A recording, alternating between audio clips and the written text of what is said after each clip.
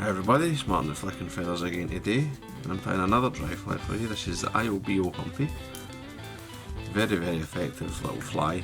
Works best in smaller sizes. As always, I'll put a materials list in the description, along with a link to the Patreon page and the PayPal link for anybody who wants to support the channel, be entered into the monthly giveaways and have access to the members only content. So my hook and my vise is a size 16, which is probably as big as I go with this. I mean, you might tie a 14, but I would generally say tie them smaller. I mean, you can get these tie these right down to a 30. They're quite easy, and they work better in the smaller sizes, I find. So I just wiped my shank with super glue, and I'm running on some GSP thread. This happens to be nano silk, AT know it. Right, I'm using nano silk because these flies are no the most durable, and the nano silk does help to reinforce it, make them last a bit longer. So I've put a bed of thread down the shank to in line with where the barb would be on this if it had a barb, and I've come back up and I'm stopped just a head length behind the eye.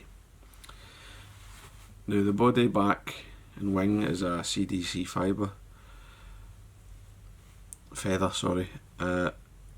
and you don't really need to do much preparation to it. I'm just going to see where the feather's willing to bend without snapping. It seems to be about there. We're going to tie that in nice and tight.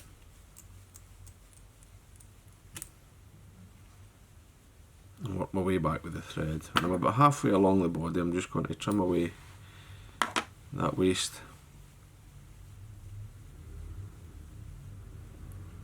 And continue back until I'm in line with the barb.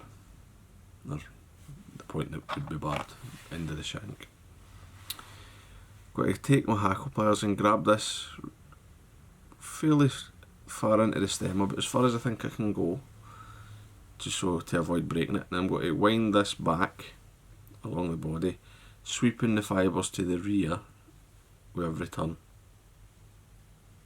Right. You can go in sort of open turns until you get all the way down, and then you just come across your thread to lock it, and you can take the hackle pliers away. At this point I'm just going to sweep everything up that I can, and take 2 or 3 locking wraps just to make sure everything's held in place. I'm going to rib the body with this nano silk, which reinforces the CDC feather, and I'm going to put a half hitch when I get to the front just to stop it spilling off. And it's very simple. You just grab all this CDC,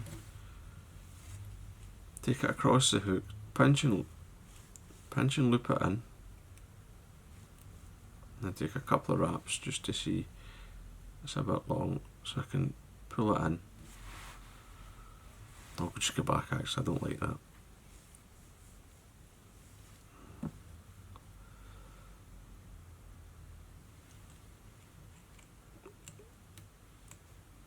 I just want a wee hump, no a great big bubble.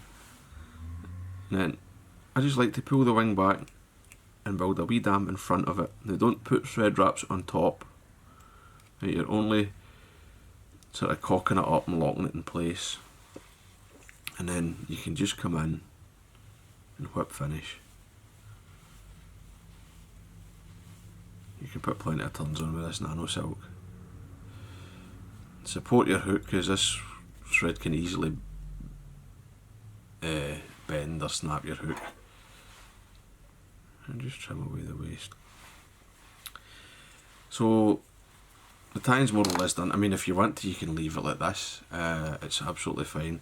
But I like to just come in, I don't suppose the fish care, just tidy up that wing a wee bit, and if these fibres bother you, you can take them away as well.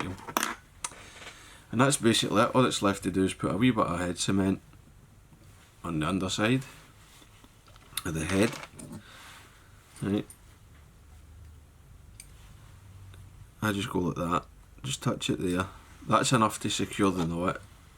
It will soak into the thread. You don't need to risk touching the wing by coming in from above. So there you go. Absolutely deadly little fly. Well worth tying. You know, they're quick. This video is only 5 minutes long, but it's not a 5-minute tie when you're not tall. So I hope that was useful. I hope you enjoyed it. If you did, please give me a thumbs up below and subscribe to the channel. Tight lines, guys. Bye.